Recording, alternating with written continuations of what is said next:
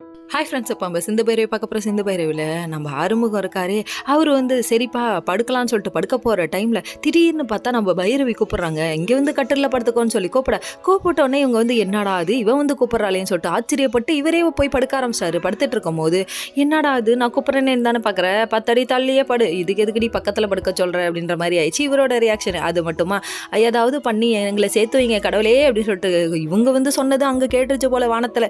அதனால் இந்திர லோகத்தில் நான் அழகப்பங்கிற மாதிரி இந்திர தேவன் என்ன பண்ணிட்டாரா, டபுக்குன்னு ஒரு இடி இடிச்சு அர்ஜுனா அப்படின்னு சொல்லிட்டு டபுக்குன்னு இவங்க கட்டி பிடிக்க மறுபடியும் இடிக்க அவங்க பிடிக்க அடே இப்போ போட்டு விடுங்கடா விஜயம் அப்படின்ற மாதிரி ஆயிடுச்சு. என்ன பாட்டு போட்டு விடணும், வசீகரா சாங்ல இருந்து அட்டைமலை வரும் அதில் நினைவோமேன்ற அந்த லைனை மட்டும் போட்டுணுங்கிற மாதிரி ஆயிடுச்சு. இவங்க 2 பேரும் ரொமான்ஸ் பண்ண திடீர்னு பாதியிலே பார்த்தா எரும மாடின்னு சொல்லிட்டு 8 வச்சு வெளியே அனுப்புறாங்க. அடி இதெல்லாம் தேவையா கோபாலு, நம்மளே போய் இப்படி சூனியம் வச்சுக்கிட்டோமே அப்படிங்கிற மாதிரி ஆயிடுச்சு.